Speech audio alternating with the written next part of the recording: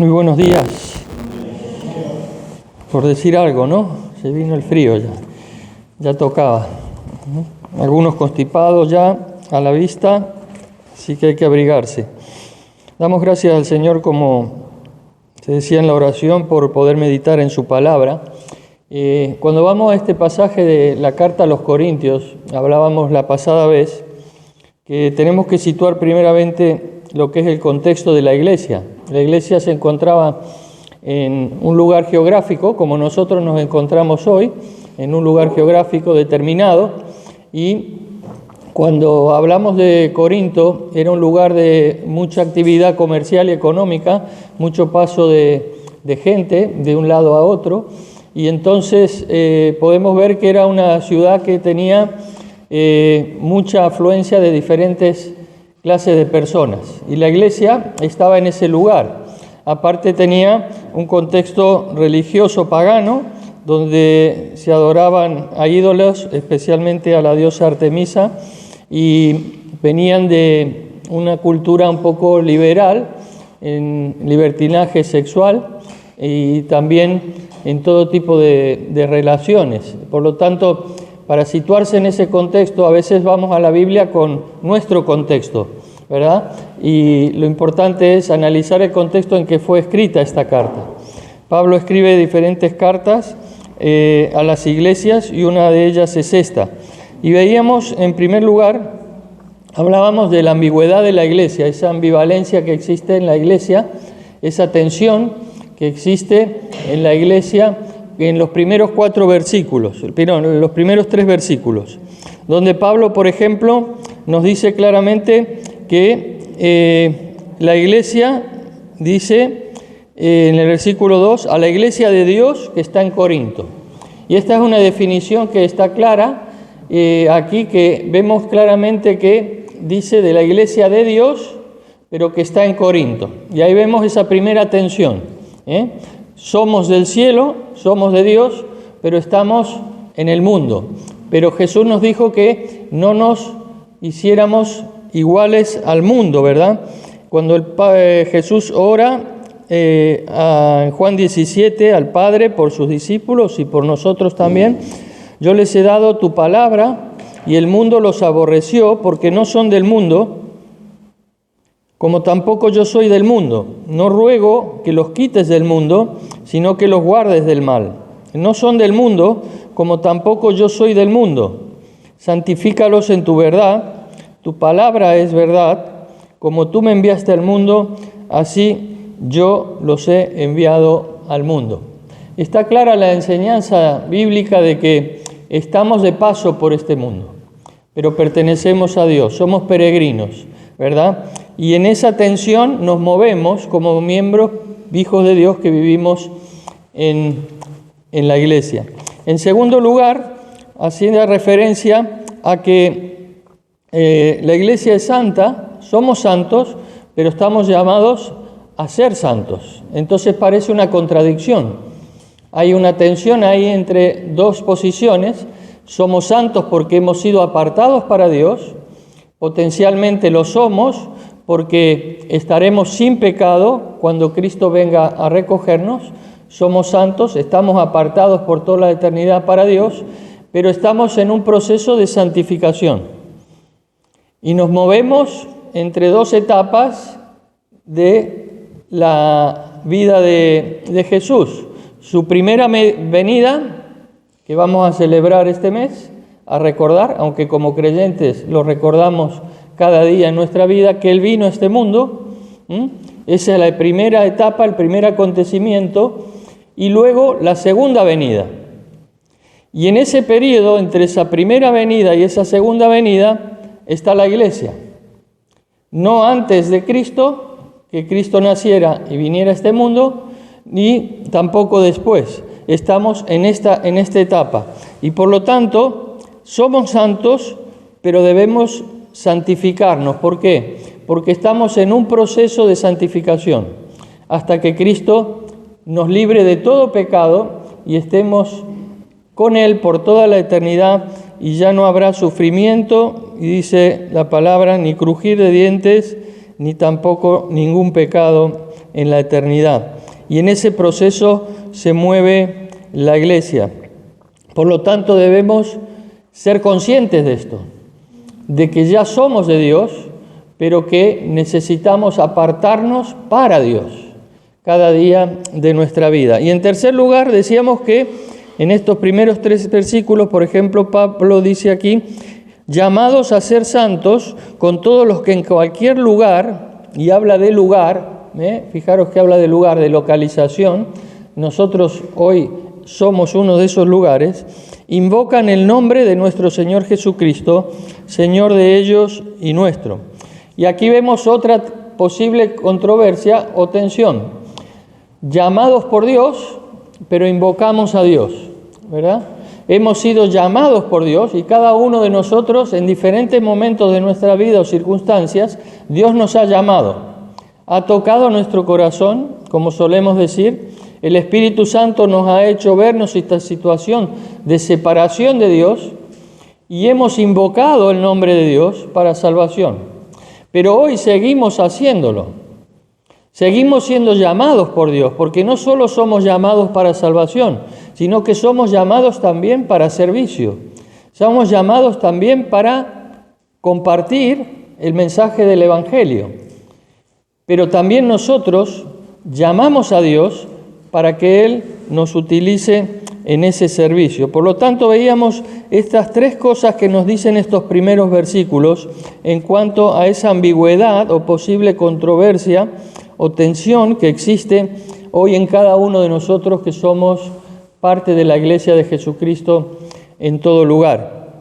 Pero hoy quería hablarles de identidad y por eso el título es La identidad de la Iglesia. ¿Y qué es la identidad de la Iglesia? Cuando hablamos de identidad, hablamos de las cualidades que tiene una persona o una comunidad y que la definen, ¿verdad?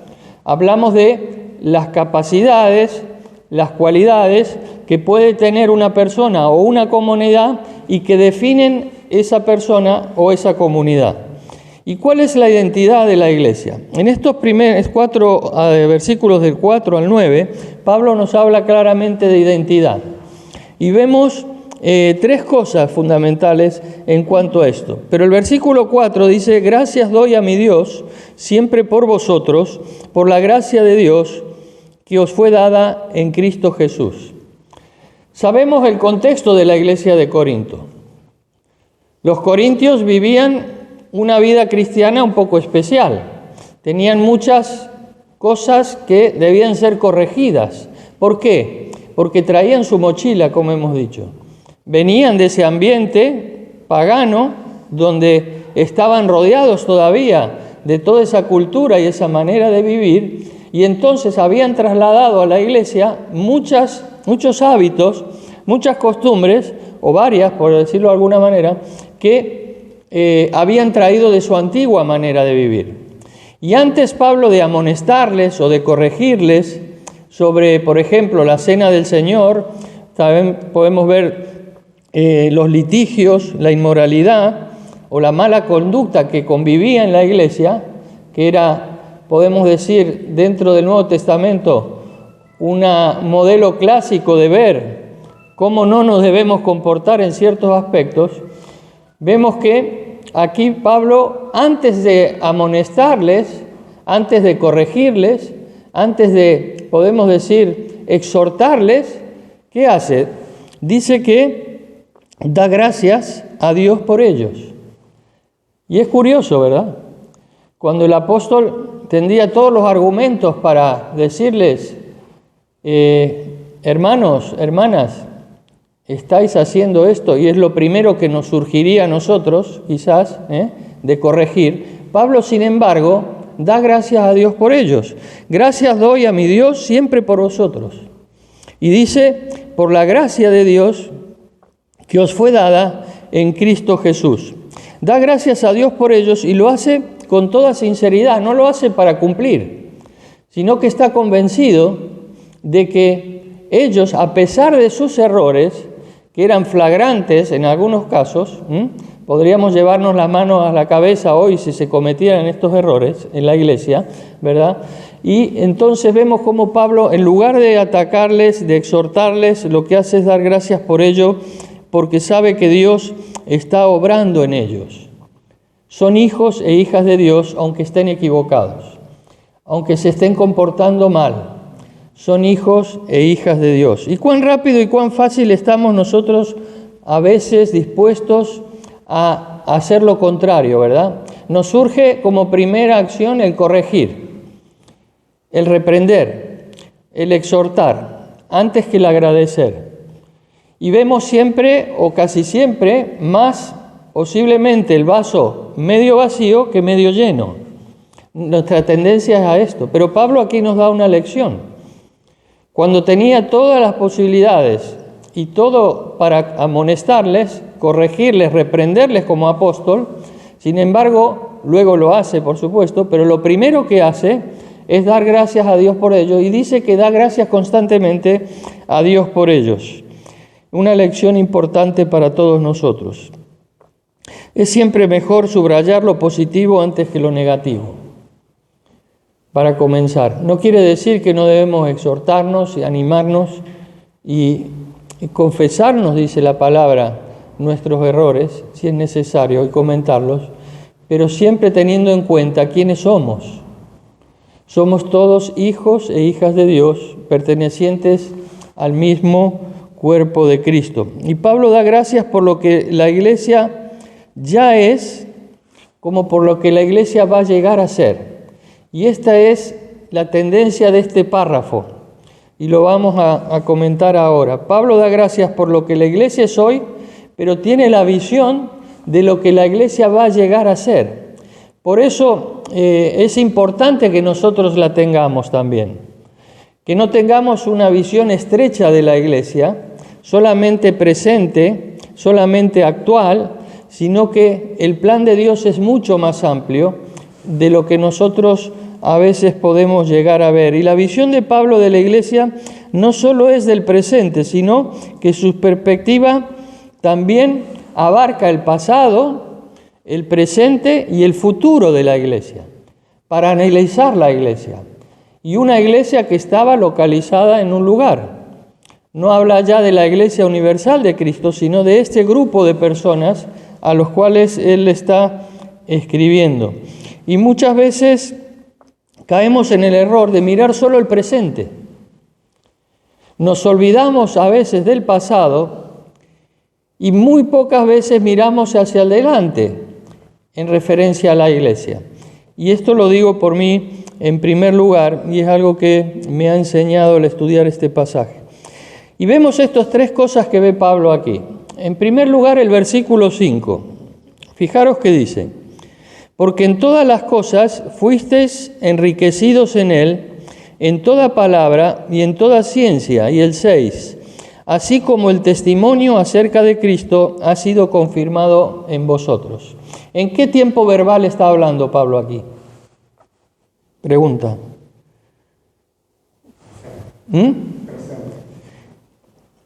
En el pasado, en el pasado, porque dice, fuisteis en el pasado enriquecidos en él, en toda palabra, en toda ciencia, así como en el testimonio acerca de Cristo ha sido confirmado en vosotros. Fuisteis en el pasado, no sois, sino que fuisteis en el pasado capacitados, podemos decir, lo que dice la palabra que usa aquí, enriquecidos en él. ¿Y en qué fuisteis enriquecidos? En toda palabra y conocimiento. Cuando habla aquí de conocimiento, esta palabra que usa aquí Pablo es el conocimiento recibido por revelación divina. No es un conocimiento que, como cuando vamos a la escuela o a la universidad y aprendemos, sino que es el conocimiento que hemos recibido por revelación. ¿Y cuál es el conocimiento que hemos recibido por revelación? El que el Espíritu Santo nos ha revelado a cada uno de nosotros. Ese conocimiento no lo podríamos haber adquirido por nosotros mismos, No había manera de alcanzar ese conocimiento porque somos pecadores. Y dice la palabra que cuando estábamos alejados de Dios, Dios se hizo cercano a nosotros.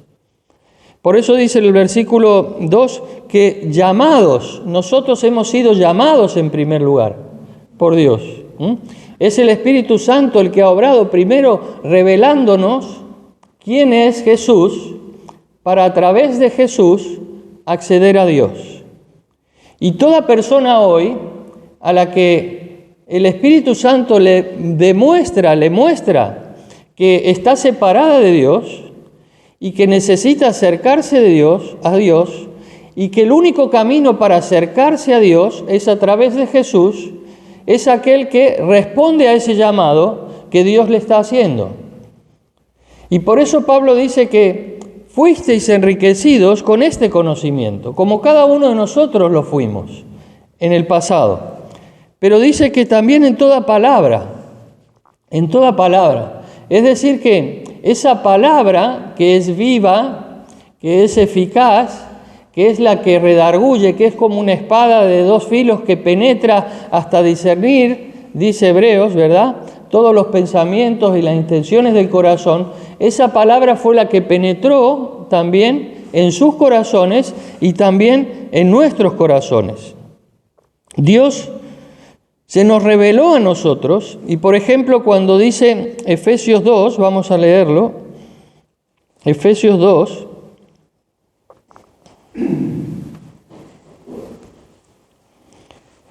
versículo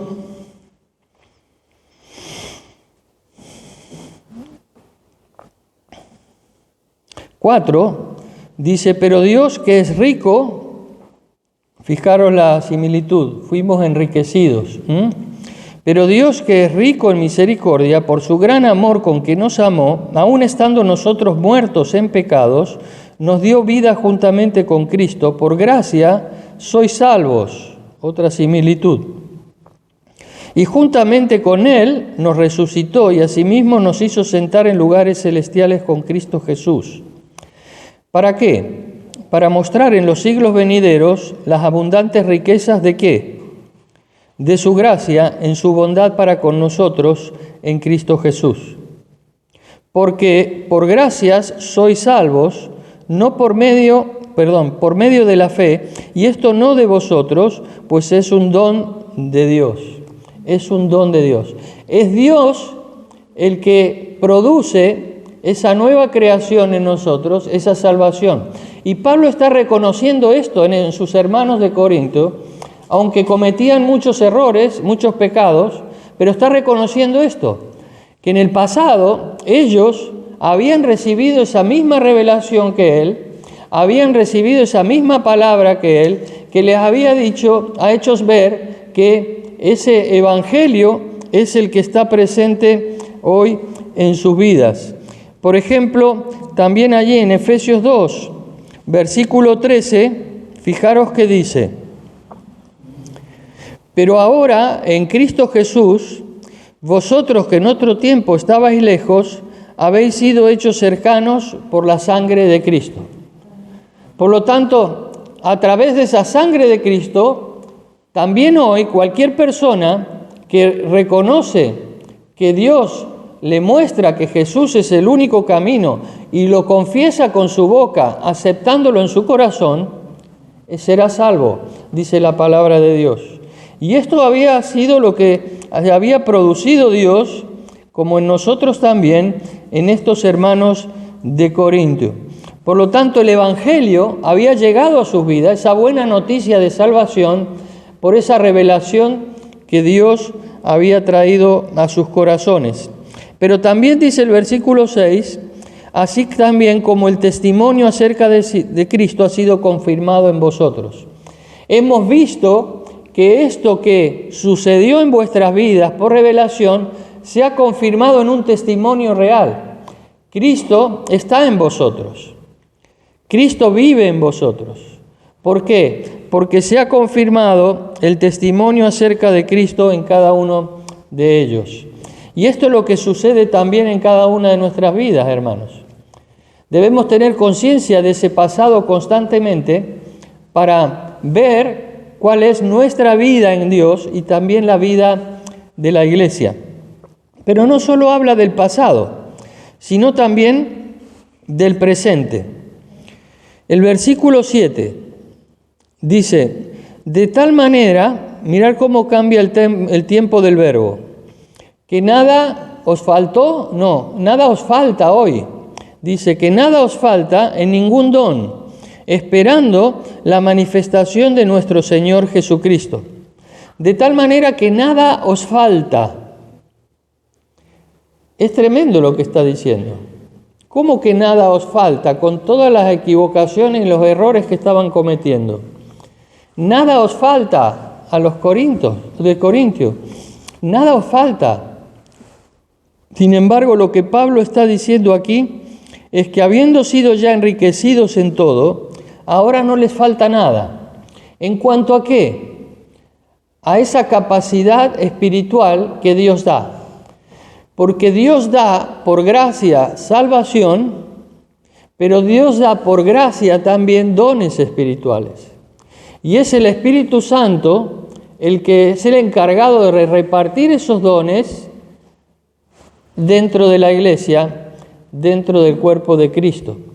Es el Espíritu Santo el encargado de capacitar a los hijos de Dios por gracia, sin merecerlo, como un regalo. ¿Para qué?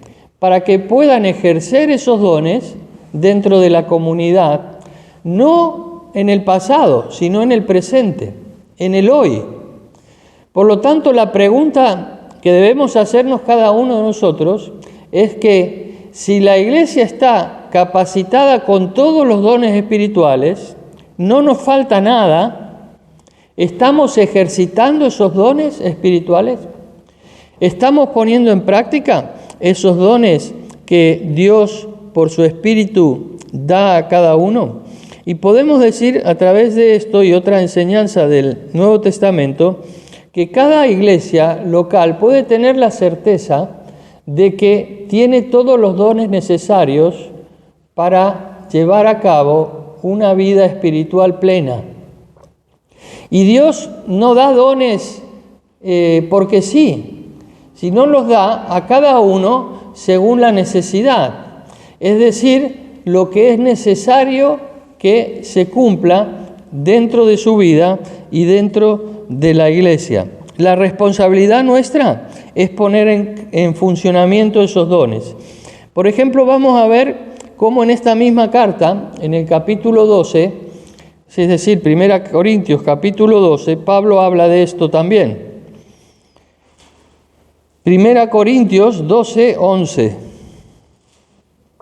En primer lugar, el 4.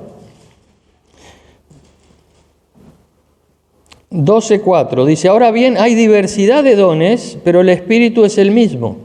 Y hay diversidad de ministerios, pero el Señor es el mismo. Y hay diversidad de operaciones, pero Dios, que hace todas las cosas en todos, es el mismo. Por lo tanto, no hay ningún creyente, ningún hijo o hija de Dios que pueda decir que no tiene ningún don.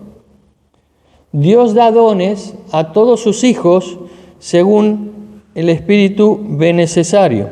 Versículo 11 dice, pero todas estas cosas las hace uno y el mismo Espíritu, repartiendo a cada uno en particular como Él quiere. Porque así como el cuerpo es uno y tiene muchos miembros, pero todos los miembros del cuerpo, siendo muchos, son un solo cuerpo, así también Cristo. Porque por un solo Espíritu fuimos todos bautizados en un cuerpo, sean judíos o griegos, sean esclavos o libres, y a todos se nos dio a beber de un mismo Espíritu. Además, el cuerpo no es un solo miembro, sino muchos. Y da el ejemplo del cuerpo más adelante, ¿verdad? Del pie, etc. Por lo tanto, vemos claramente que aquí lo que Pablo está diciendo al principio de la carta es que ellos han sido enriquecidos en todo. Dice, lo leemos de nuevo, y nada os falta en ningún don, esperando la manifestación de nuestro Señor Jesucristo. En el presente estamos llamados a ejercitar esos dones que Dios nos ha dado a cada uno. Y como vemos que hemos leído, según la necesidad. Pero vamos también a leer en Romanos 12, versículo 4. Y acordaros siempre, cuando queráis ver el tema de los dones, es 1 Corintios 12 y Romanos 12, para que nos podamos acordar fácilmente. Unas páginas más adelante, de 1 Corintios 1, vemos Romanos 12, versículo 4.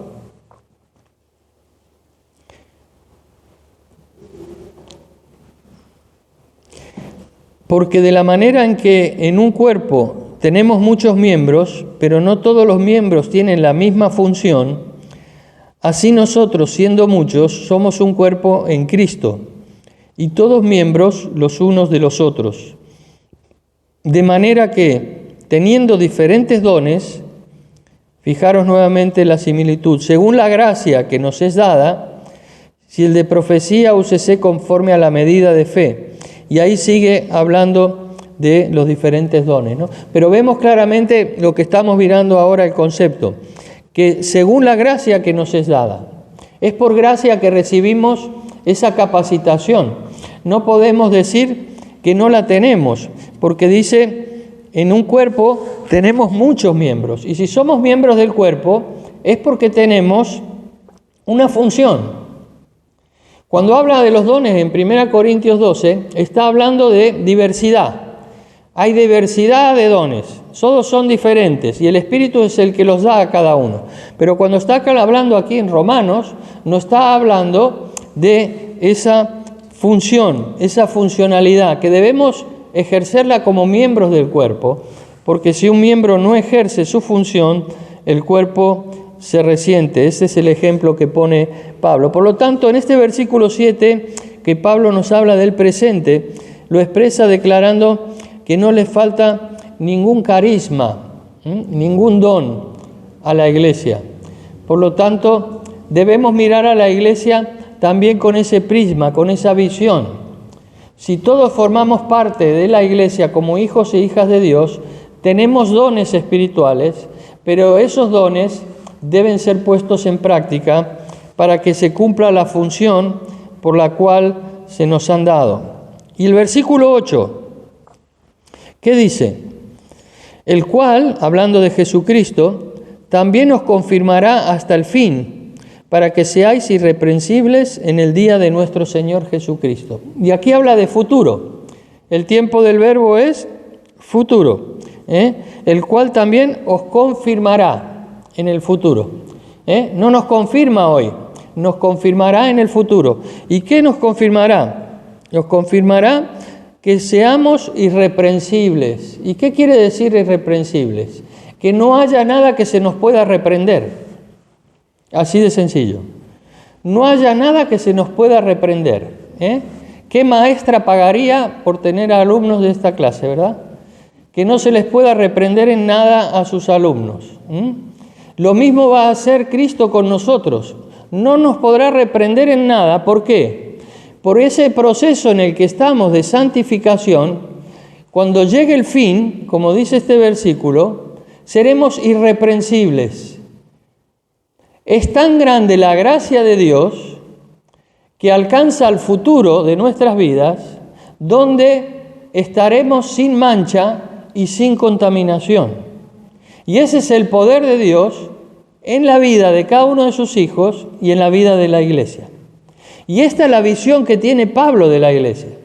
Una iglesia que nace en el pasado por gracia, una iglesia que es capacitada en el presente por gracia y una iglesia que es santificada completamente en el futuro por la gracia de Dios también.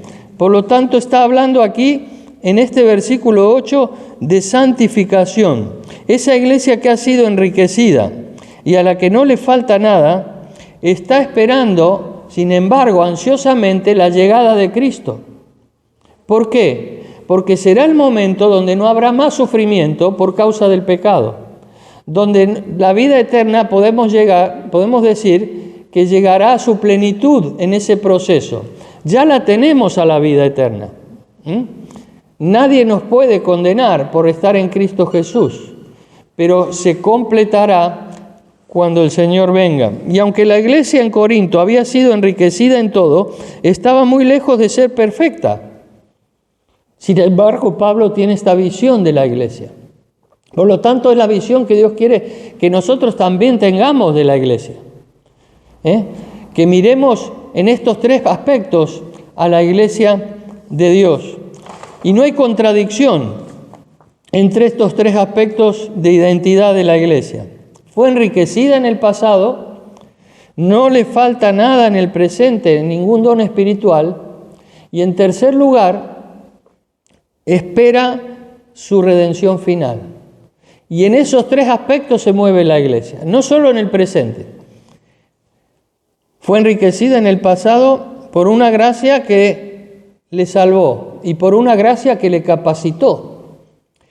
Y también no nos falta nada en el presente para cumplir la función por la cual Dios nos ha enriquecido. Y anhelamos la venida del Señor porque en ese proceso de santificación llegaremos a estar sin ningún velo, sin ninguna traba, cara a cara con Él. No habrá nada que nos pueda impedir una visión clara de quién es Él en nuestras vidas, como lo es el pecado. ¿Y de quién es obra todo esto? ¿Quién lo ha producido? ¿Quién lo produce? ¿Quién lo producirá? Dios mismo. Es obra de Dios. Como todo en nuestra vida, es obra de Dios.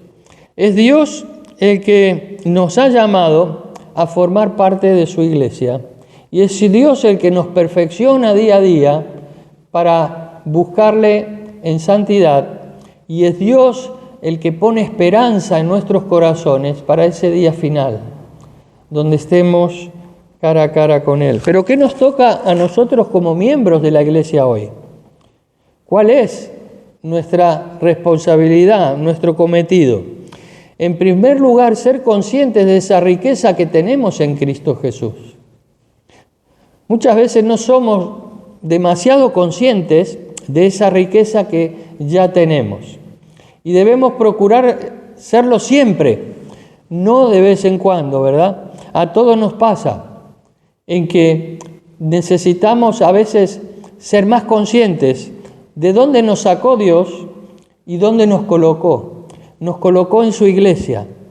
Es el lugar protegido por Él. Es el lugar santo. Es el lugar apartado para Él. Es el lugar donde nadie puede tocar la vida de aquellos que están en su iglesia, porque han sido llamados por Él y nos ha dejado en el mundo, como les dijo a sus discípulos, para cumplir una función. En segundo lugar, pedirle que nos enseñe el don o los dones espirituales que Él, por su Espíritu, ha puesto en nuestra vida, para poder cumplir la función que Él quiere dentro del cuerpo de Cristo. Y en tercer lugar, tener siempre presente en todas mis actitudes, mis decisiones, mis análisis, que Cristo viene y que puede ser hoy, que puede ser hoy mismo, que puede ser ahora mismo.